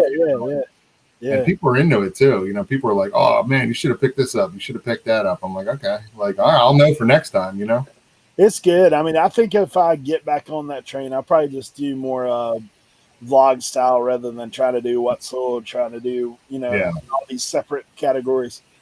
Just, hey, this is kind of what we're doing in a day. Like, this is what's going down. This is where I'm going. I mean, I did, like, actually one of my better videos was the last pre-recorded I put out was going to an estate sale. And I pretty much just walked through the house and, like, showed everything that was in there. I love watching those videos. I love it. It is crazy though, man. Like I was telling Sam this last week. I was like, Sam, man, it's crazy when you look at our chat now. Like you see people that I was like, who are these people? Like where'd they come from? Resellers popping up every day, or I've seen people going live that I was like, man, like I didn't even know these people. Like, they're popping up all the time. So. Yeah, it's a good community though. It's a good community. Like, people help each other out, and I mean, for the most part, you know what I mean? And I don't think that happens with other, I'll say, niches or genres on YouTube. Like my kids watch those like gaming, channels, like where the kids play video games and show you how to do. Like, those people aren't like helping each other out, like like resellers are. They're fighting for every eyeball. That's the thing, man, that you do see. And I do appreciate, like, I've had some people kind of give me a little kickback on like the whole thing with community, but I was like, man, I said, it really is like coworkers. But mean, even beyond that, I mean, there's stuff that I've watched resellers do for each other that I'm like, dude, I mean, I see it all the time. Like, I don't know if Jennifer's still in here hanging out, but man, to see how people supported her in that auction that we did for her, I was like, man, it's awesome to see stuff like that when people come together. Or like, I have tons of people that I message on IG if I have questions about stuff that are always looking out, man. Like, they'll send right back and say, hey, what about this? Or, they'll hook me up and vice versa. Like I've had people message me about things that I'm like, hey, yeah, man, if you do this. So that's the cool thing is once you're on YouTube, it's a little different when you're kind of just hanging in the background and not talking with anybody. But once you know people, man, people they do look out for you, like for sure. And I think a thing about our business is that everybody does it a little differently in some way, right? Or there's multiple ways to do it. There's not just one standard real way, right? To sell. Some people are doing auctions, even on eBay, buy nows, whatever. Like, and you get a good sense of like, I've learned a lot from things that I would never have done before. I don't know why. Like sometimes I just get into a habit or a certain way of doing things. Yeah. And it's not like I disagree with another way. I'm just like, in my mind, I'm like, this is the way I do it, But meeting different people and becoming, interactive with them. And they're like, hey, just give it a shot. Try this out, try that out. And it works. And you're like, holy mackerel, like, what was I doing before? Like, it's totally changed my viewpoint on things, So, and also like when I was starting out, a lot of people helped me out. I would type, I'll say dumb to me, questions, or I thought might have been dumb. And people took the time to answer them, you know what I mean? And maybe they weren't dumb, maybe they were, but they took the time. So I feel like I try to always make the time if somebody asks me a question, and they'll always start with like, sorry if this is a basic question. Like, dude, I'm not like, I'm not like the eBay guru. Like, here's how I do it. You know what I mean? Like all the time. Yeah. Yeah, everybody's learning. The only thing I will say, I mean, kind of the opposite side of that, and this, not to get on anybody about anything, but like on the other side of that coin, sometimes you do see people that are brand new resellers, brand new YouTubers who come in and they know everything, right? Like, guys, you got to do this. This is how you. So, I mean, it's kind of one of those things. Like, there is a balance, it's almost like kind of you do earn a little bit of respect in a way. And, for me, I try to be very open about what I do for the most part. I mean, there's some things I'm not going to tell you just because, dude, if I find a replenishable that I'm selling every day. Like, honestly, I'm just not going to put it out for you. Like, that's like give us an example of it. you got to protect your business. Yeah. Hey, Beanie Babies. I'll just tell you. Hey, you'd be surprised. I sell Beanie Babies for big money on my auction. Don't knock Beanie Babies. You got to buy them right, and I think that's the case. That's the thing. Like, somebody asks you a question, I usually have like 4 or 5 questions back to them. Like, how would you sell this? Well, like, okay, how much did you buy it for? How many of them do you have? You know, is your, like, some resellers are like long term. You know, they put it on the shelf, and if it sells in a year, it sells in a year. You know, if it sells. Yeah. But some people are like, I need to flip that money over and over again. You know, what type of seller are you? You know, all this and that. You know, so. But it's good. Like, the discussion is good, I think. You know what I mean? Yeah, the Amazon guys or the people that have replenishables are not going to, you know, spoon feed it to you. Well, it hurts their business, and it's going to hurt you. Right. Because I know this firsthand because I did this as a new reseller.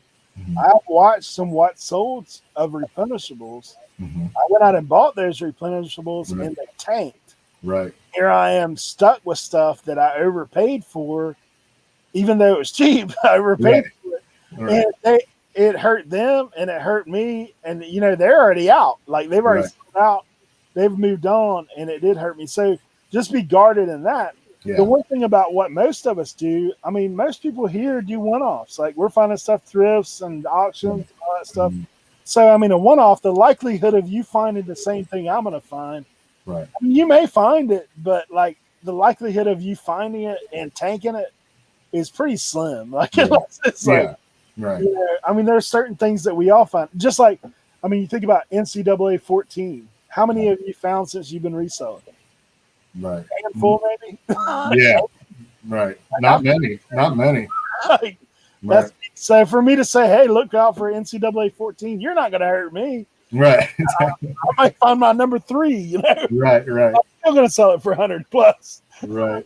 I heard it's coming down now, actually, because they're bringing that franchise back, right? Oh, yeah. I mean, it's still worth good money, but it's not worth like what it was. I've heard. Hey, Derek, good to see you, man. Yeah, I mean, I think that's some of it too. Is like, you know, obviously, when you come into the community, there is kind of this level of, hey, you know, if you come in and you know everything about everything and you can't learn, then, you know, you may not fit in that well. Right. Yeah. And I'm one of these people where, like, I'm not afraid to tell people, like, hey, I don't know. This is how I'm doing. This is how I do it.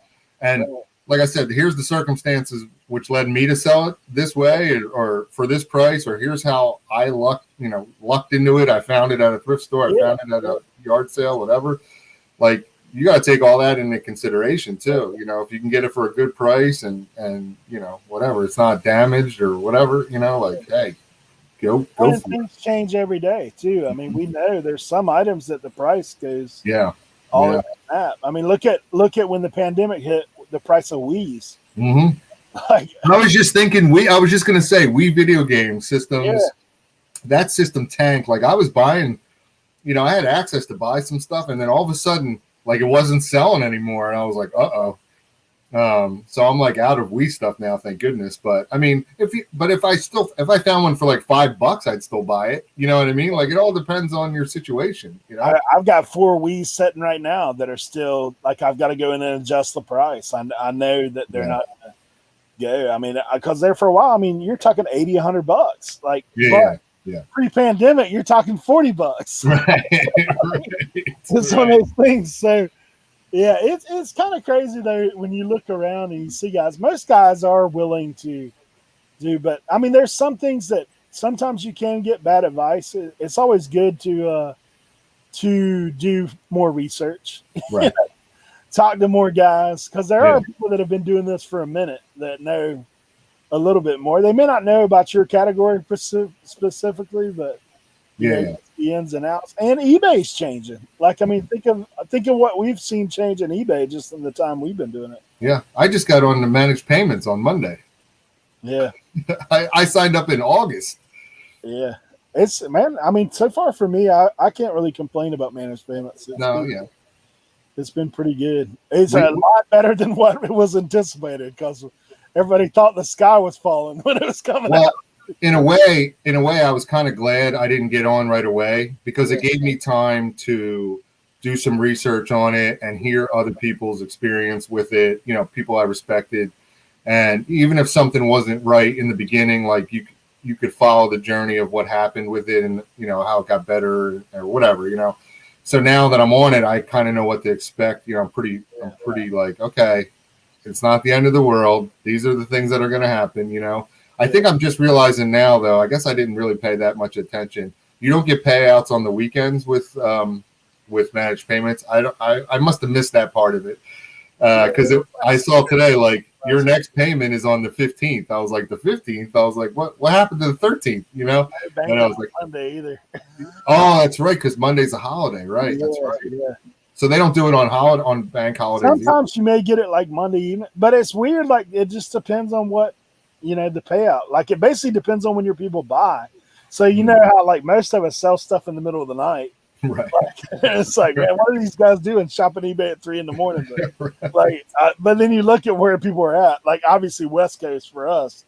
Yeah. Guys, and then you know I sell a lot overseas, so I get a lot of people that are buying when I'm not. But it's weird. Like you'll get weird payout schedules on some of that too, because like I guess it takes a little time. I used to own a brick and mortar, so for me, like I understand credit card processing because I did it for a little while. Like I actually sold credit card processing systems, so I know how it works. Like they're not going to get, you know, Tuesday, Wednesday. I get one on Monday. Monday's usually off of Friday sales, and then Saturday, Sunday will be. That's how mine works. I don't know. Wait, so is it on Monday you get paid for Friday? And depending on what time of day it happened on Friday. What? And then Saturday, Sunday will all come on Tuesday. Oh, okay. Well, cool.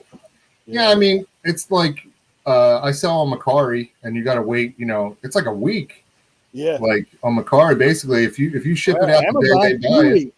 Yeah, I mean, yeah, they it's like 3 days to get to them, depending on where it's at, and the post office. It could be more, and then they get 3 days to rate you, and then you get your thing, and then you have to transfer the money to your account, you know, to your bank. So yeah, you're right. It's longer than a week. Yeah, for sure. Hey, Jeremy George, good to have you. Jen's Closet, thanks for being here. Hey, I mean, for me, I will tell you this. I learned this. I guess, I mean, I knew it, but I didn't know it. So when we were having all the shipping fiasco, I started shipping like crazy out of FedEx. Yeah. So FedEx is billed still. So like you're going to get that on your statement. On your monthly statement. Oh, okay. Yeah, just like the way it was with PayPal, you know, separate. Yeah. So like, yeah, man. so I got a nice one in January that I was like, oh, that's $520. Like, what is? So all your shipping labels that you do FedEx or UPS. Oh, okay. But, yeah, I'll get it. So far, so good. I mean, I don't have any. You know, I was worried about that first payment because it took. Even I got the email Monday morning right when I first woke up. Like, congrats, you know, you're now on managed payments. I'm like, okay, I'm in. Like, let's do it. And then it was like I didn't get paid. I didn't get a payout like until like Wednesday or whatever. I don't know, it took a day or two. Whatever. Maybe it was. It's usually about 24 hours. But hey, the other thing I've noticed is if I sell a more valuable item, like I sold something for like $450 the other day. Mm-hmm. If I don't ship that thing out like day one, it's almost like they hold some, like they kind of waiting to see, because like the shipping on it was like $100. So, you know, I think they're waiting to see, hey, are you going to have $100 to pay for the shipping label? Pay for shipping on it. Yeah. So I think that it pays to ship out. Was this one of your replenishables? No, man, it was actually a Marantz amp. Oh, okay. I'm going to try to still get you to tell us you're replenishable by the end of this show. Well, you remember back in the day, I bought a bunch of stuff from Kmart back in the day. Mm-hmm. But I'll tell you one of my replenishables, but it's long past, right?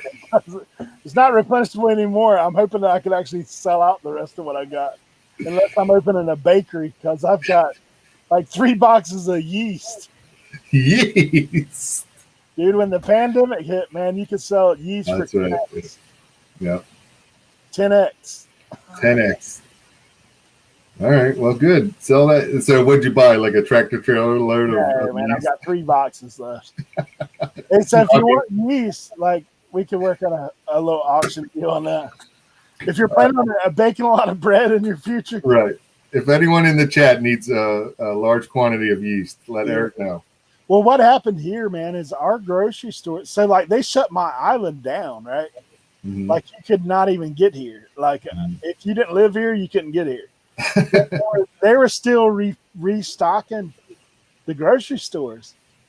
So, man, we just fell into the yeast thing. And I was like, because we were selling bread machines, right? Bread machines were hot. And I was like, bread machines? Well, that means people got to have yeast. Like, I don't care what kind of bread machine you got to use yeast. That's right.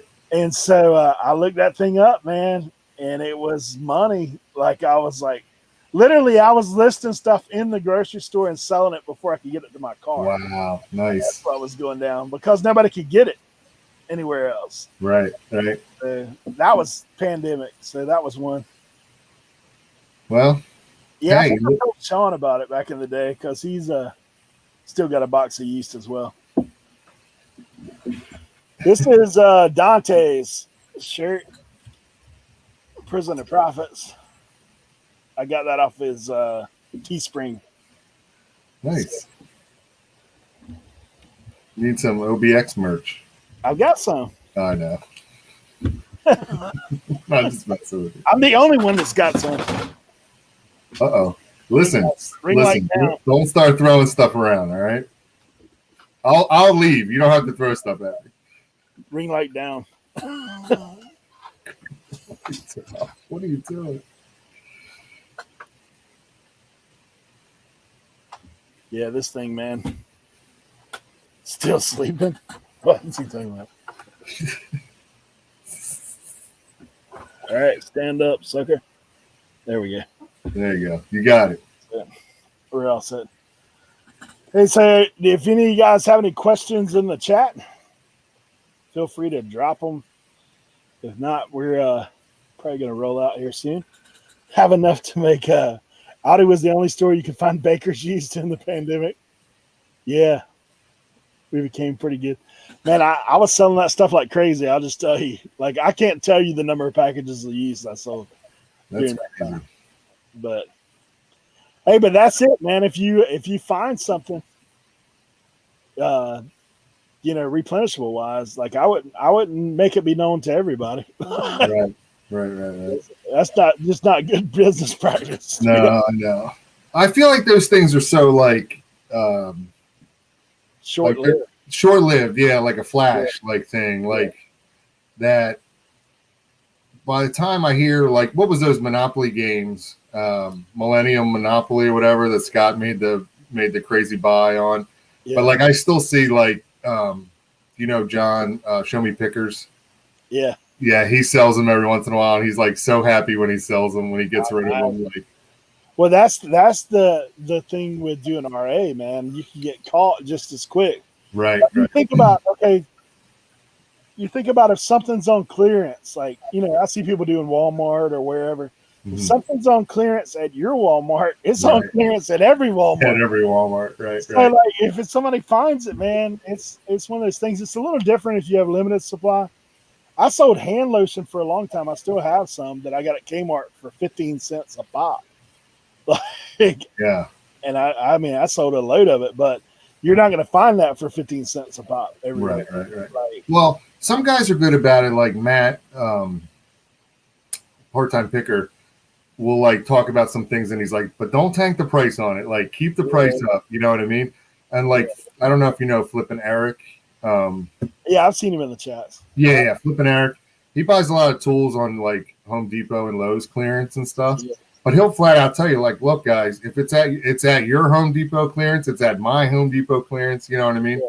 Like, we got to try to keep the price somewhat, whatever, or just don't buy a ton of them because it's on clearance at all these Home Depots, and eventually the price is going to go down. Me and Leroy were talking about it the other day. I was like, I said, some of those dudes, you just want to buy theirs and drop ship theirs to somebody. Right. Hey, I just sold this one. I want to buy that guy's. He's $10 under.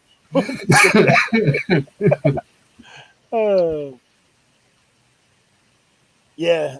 I mean, it may be different. I just, for me, replenishables, I definitely, Brian had asked if you ever use BrickSeek. I've tried it, but Walmart's inventory is not accurate whatsoever. No. And I've tried it every time I try it, it seems like it's out of stock in my like 50-mile radius or whatever it is. Or you're right. If they have one or two, I go and they're like, no, we don't have any. And I'm like, okay. Like it never seems to work that well for me. I don't know. What about Dollar General, man? Have you ever, do you have Dollar General? I do. And like one day I started going down this rabbit hole of YouTube videos about these penny deals and like secret prices or whatever. I'm like, I've never found one, but there's a lady where we live that I know. And I keep telling her, I was like, look, I just want to go with you one time. Just show me what you're doing. Because she'll leave out with a grocery cart every time full of stuff. Yeah. Every time. In fact, I told her last time, I said, why don't you just let me buy it from you? I said, if you can find a multi-quantity, I'll buy it more than what you paid for sure. I like, see that lady, if I had somebody like that, like I would literally like buy her lunch or pay, give her a gift card. Take me with you. Show me what you're doing. If you don't mind, like I'll buy different things or whatever. I don't know. You know what I mean? Like work it out somehow to like show me, because I feel like I've seen these videos. I've heard about these special penny deals, and the one Dollar General I've got, like I don't see anything. But Cali Reseller Luis, he'll go and buy those. Like they have Blu-rays there apparently, as well for like $1. And he'll buy them and like lot them up and sell them on eBay for some decent money as well. And he's talked about it in his videos. So it's I've seen the Blu-rays. I've even bought Blu-rays at Dollar Tree. Or Dollar Tree, Dollar Tree or Dollar General, whatever. Yeah, Dollar Tree has them, for $1. If you can find the Blu-rays that got the digital copy with them, they're worth a little more. I mean, it's not huge money. No. And here's the other thing that I always tell people too, guys. Depending on what you want to pay, like what's your goal is, you can double your money everywhere, to be honest. Like there's nowhere you can go where you can't find stuff to double your money. Right. But like if that's not your business model, it ain't mine. Like I'm looking for because I don't want to pay to sit on a bunch of inventory myself. Right. Like sometimes I feel like if you're going to that store anyway, and you can find like an item or two, and you don't have to make a killing on it. As long as it pays for whatever else you had to buy that day at that store, like for me, that's a win.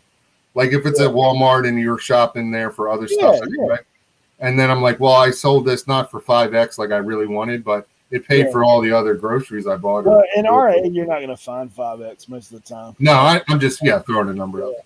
Yeah, I mean, I'm just saying you're not going to. Like if you get 3x, dude, then you're ahead of the curve on RA. Yeah. Really. I mean, I've messed with cards, like just selling the whole boxes that I found in Walmart. I've messed with last year during Christmas, like I had somebody give me a little bolo tip. Yeah. That gotta go flamingo. I sold probably about 10 of those things. What is it? It's like a flamingo sitting on a toilet, man. What? Is it a toy? What is it? Gotta go flamingo. All right. Yeah, they were I was making about maybe 35% on those. Nice. But they would sell instantly. Yeah, that's good then. You flip them. Yeah, I mean, I don't mind paying up for that kind of stuff, but like I said, it's just one of those things. I mean, that's the great thing about what we do is, you can I'll show you one of these things. Yes, I knew we'd get some information out of them tonight.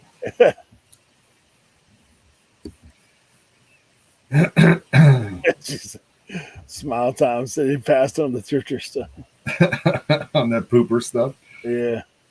Red Dirt Picker said BrickSeek had mowing faucets for $8 clearance, and they were selling on Amazon for $110 at Lowe's. Oh my goodness! Let's see this thing. Yeah. Wow. Gotta go Flamingo. You're right. Only one left. Yeah, so I was buying them at Walmart for $18.99, Mm-hmm. and they were selling about this like $50. Wow, that's craziness. Who's buying that for $50? I mean, it was selling like crazy. Like, Yeah, just that just amazing me. I would never pay. Like, I wouldn't even buy it probably, let alone spend $50 on it. yeah, I mean, that's the thing. Like, but that's the thing. Like, if you didn't know, you know, Right. you wouldn't buy it anyway. Like I would. Right. Right. But yeah, all that stuff was selling. All the poop stuff was selling like crazy. Right.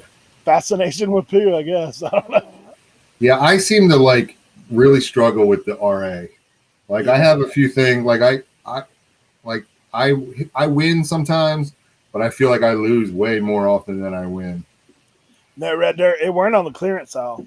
It was just hard to find. Like, but I walked in a store and they had 10. But it took 3 stores to find it, but I found one. Yeah. So it weren't even it was up on the top shelf. I had to use my Walmart app to scan the price. Like, it was one of those things. Yeah, secret Walmart deals or something. Like, I've seen those videos too, where like, yeah, stuff comes up cheaper than what it's really clearanced out. Well, that's what happened to me. A couple RA things I bought over the holidays were like Black Friday stuff. Mm-hmm. So I bought the let me think, Nintendo Switch, the Pro controllers, Mm-hmm. Mm-hmm. Super Mario 3, same thing, man. Those things, they were selling at my Walmart for $29. They should have been $49, but they were selling for $29, and I wiped them out, man. I bought every one of the Super Mario 3s. I still have 2 of the Pokemon ones, but those things, like I got $69, I think, for them over the holidays. Nice. Nice. A nice flip, and those sold within 2 days. Like, they were gone, except for the Pokemon. Like that Super Mario 3 was hot. The purple controllers for Xbox were the same way. They were $39. They were selling for like $69. I got like $75. Is there a limit to how much time you'll spend or how many stores you'll, like, say it's a Walmart thing? Well, like, I could hit 3 Walmarts around me pretty quickly, right? Like, within, an hour. If I had, like, not an hour straight drive, but like I could leave here, go to one, look, find or not find, go to another one, look, find or not find, go to another one, look, probably 45 minutes, right? But, like, I know people that drive, I could be in Maryland too, I'm not, you know what I mean? Or I could go up to, North Pennsylvania. I mean, is there a limit to how far you'll go or how many stores you'll go? What's different for me is where I live. I have to drive everywhere. That's true. Yeah, that's true. So Walmart for me is about a 35-minute drive to our one Walmart on the beach. Okay. But how I ended up with these is I do I used to do it more often, but I do a thrift loop that I'll go on, and I'll try to find a marketplace deal, and I'll go up to, there's some thrift stores that are away from me that I still go to because their electronics are dirt cheap. Okay. And so I go there on certain days. They have a sticker on them that makes them half off. So I've literally bought like VCR units and stuff for $1.99. Nice. So I'm like, so I'll go up there every couple of weeks. And so there's 2 Walmarts up there by where that's at. So like when I was looking for that stuff, I said, hey, I'm gonna make a thrift run. I'll check the Walmarts while I'm there. Right. And so you're not doing it specifically to go to those Walmarts. I don't do like an everyday run. And while I'm up there, so there's like a TJ Maxx, there's a Ross, there's other things that I can go to.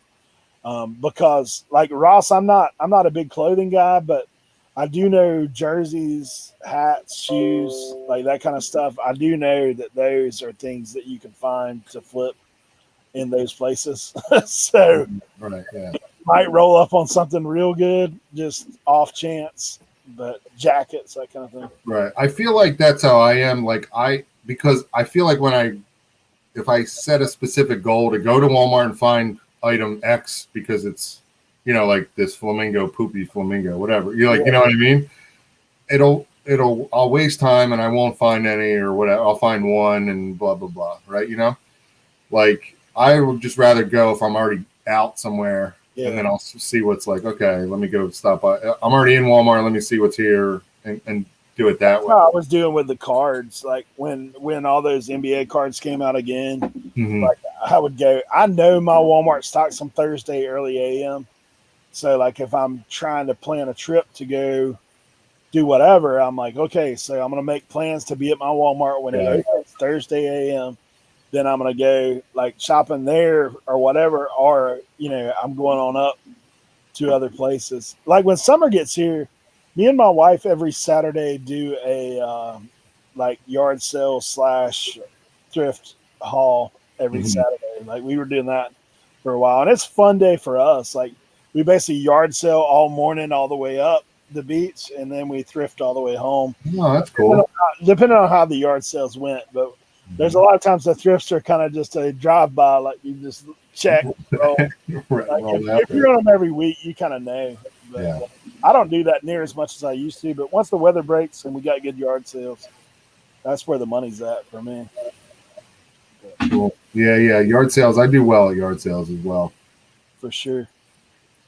Yep. Well, man, we've been on for a minute. I usually pitch right to Jimmy's show, but Oh, okay.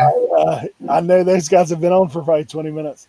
But I do appreciate you coming on, man. Do you have anything coming up this week you want to make everybody aware of? Or Sunday night, I have an auction on my channel, 7:00 p.m. Eastern. I have my buddy John, who will be with me as always on Sunday night. So even if you're not into buying things on YouTube auctions, come hang out. We have a great time in the chat, and hope to see you there.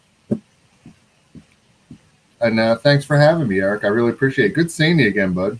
yeah, man. I tell you, it's crazy. I didn't tell the guys how we kind of got to know each other, but I went live on Instagram for my first time yard Yeah. selling, Yeah. and Mike was on there. Like he checked in. And Yeah. so we kind of hung out. He followed me around the yard sale along with other people, and then we ended up chatting some afterwards. I went on a couple of his auctions and figured out I need to learn more about auctions before I did auction. But I know Yeah, that was funny that day because your phone great. died. You were you were trying to negotiate with that guy, and we were all like, "Let us see." There was only a couple of us on your stream. I was like, show us the camera, show us the items, and all of a sudden, like, cut out, and then you were back in your car. We were like, "What happened?" It was great. That was fun. Dude, I'm still sitting on all those knives. Hey, but I made money on that thing, man. A lot of that, the razor blades, all that kind of stuff sold real well. So Yeah. all that stuff was good. But yeah, I'm still sitting on those knives. Maybe that's what I'll bring to the auction next time I come. Yeah, that's it. Bring those Hey, knives. you want some knockoff knives? I've got like about 500 of them rigs. But no, we do appreciate all you guys coming on. For me, Tuesday we'll be listing live as always. I'll be on about 9:30 till usually 3:30, 4 o'clock. So I do appreciate all you guys for being in the chat tonight. And next week we actually have Rev and Nikki T coming out of Reseller retirement to come and hang out with us. Yeah, so man, I'm looking forward to that, catching up with those guys. I know now, man, they've actually hit 10K on the Restoration channel.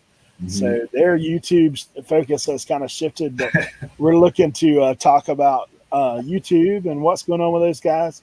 But it's been great hanging out with you tonight, Mike. And guys, if you're not sub to his channel, I dropped his link in the chat. Make sure you get on that and see if we can't get him on up past that 700 to the next plateau. And go check out the auction Sunday night. Thank you guys for being here. Y'all have a good evening. Yep. Thanks. See you.